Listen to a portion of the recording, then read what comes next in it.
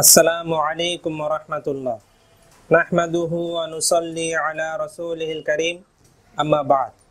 ইনশাআল্লাহু তাআলা আজকে আমরা একটি গুরুত্বপূর্ণ বিষয় জানার চেষ্টা করব, তা হলো লাইলাতুল কদর যদি আমরা পেয়ে যাই, সেই লাইলাতুল কদর আমরা কি আমল করব এবং নবী করিম সাল্লাল্লাহু আলাইহি ওয়াসাল্লাম ওনার পরিবারকে লাইলাতুল কদর অর্থাৎ রমজানের শেষ দশকে কি আমল করতে নির্দেশ দিয়েছেন। আসুন আমরা হাদিস থেকে জানার চেষ্টা করি। আসুন আমরা শুরুতে হাদিসের ইবারত শুনে নিই, এরপর ইনশাআল্লাহ তাআলা আমরা মূল আলোচনার দিকে যাব। আন আয়েশা রাদিয়াল্লাহু তাআলা আনহা قالت كان النبي صلى الله عليه وسلم إذا دخل العشر شد مئزاره وأحيا ليله وأيقظ أهله رواه البخاري।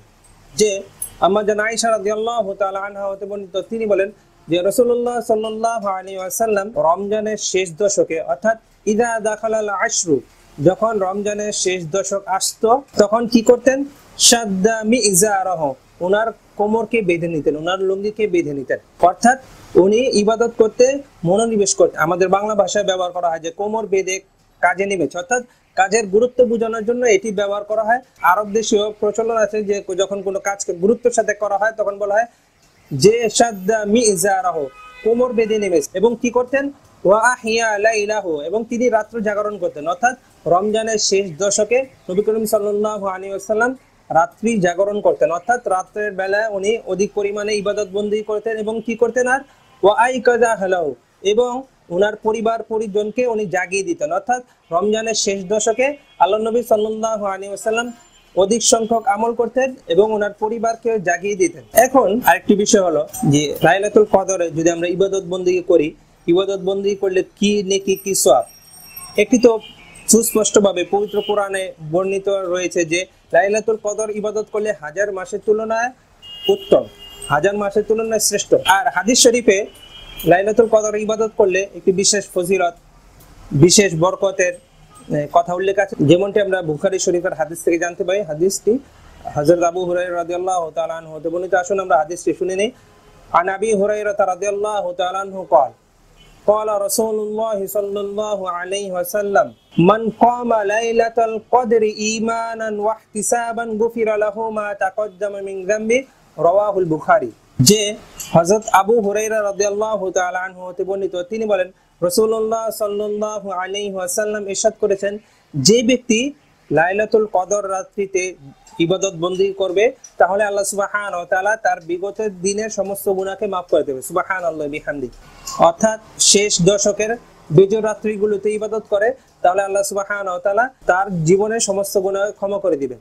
কারণ আমাদেরকে 5টি রাতে ইবাদত করতে হবে। আমাদের এখানে একটি ভুল ধারণা রয়েছে, অনেকেই মনে করে যে লাইলাতুল কদর মানে 27শে রজনীতে, অথচ হাদিসে রয়েছে যে তোমরা রমজান মাসের শেষ দশকের বেজর রাত্রিগুলোতে লাইলাতুল কদর অন্বেষণ করো।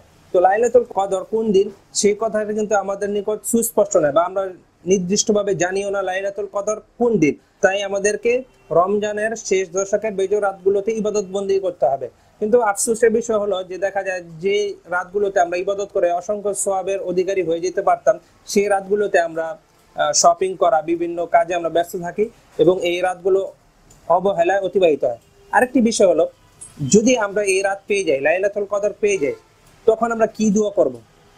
আম্মা জান আয়েশা রাদিয়াল্লাহু তাআলা আনহা হতে একটি হাদিস বর্ণিত রয়েছে, যেটি তিরমিজি শরীফে রয়েছে, যে আম্মা জান আয়েশা রাদিয়াল্লাহু তাআলা আনহা বলেন যে আমি রাসূলুল্লাহ সাল্লাল্লাহু আলাইহি ওয়াসাল্লামকে বললাম যে হে আল্লাহর নবী, আমি যদি লাইলাতুল কদর পেয়ে যাই তাহলে আমি কি বলবো বা কোন দোয়া করব?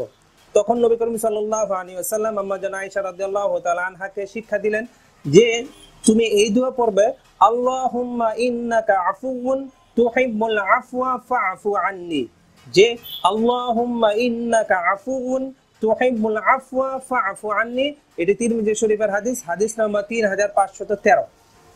তো এই দোয়াটি আমরা বেশি বেশি পাঠ করতে পারি। লাইলাতুল কদর সম্ভাব্য যে দিনগুলো রয়েছে 21 রমজান অর্থাৎ রাত্রি 23, 25, 27 এবং 29 রজনীগুলোতে আমরা এই দোয়াগুলো বেশি বেশি করতে পারি। কারণ আল্লাহ নবী সাল্লাল্লাহু আলাইহি ওয়াসাল্লাম এই আমাদেরকে এই দোয়া করতে নির্দেশ দিয়েছেন, আমাদের এই দোয়া করতে বলেছেন। তো আল্লাহ সুবহানাহু ওয়া তাআলা আমাদের সকলকে লাইলাতুল কদরের যথাযথ মর্যাদা রক্ষা করে ইবাদত করা আল্লাহ সুবহানাহু ওয়া তাআলা আমাদেরকে তৌফিক দান করুন। আল্লাহ সুবহানাহু ওয়া তাআলা আমাদেরকে বুঝার এবং আমল করার তৌফিক দান করুন। আসসালামু আলাইকুম ওয়া রাহমাতুল্লাহি ওয়া বারাকাতুহু।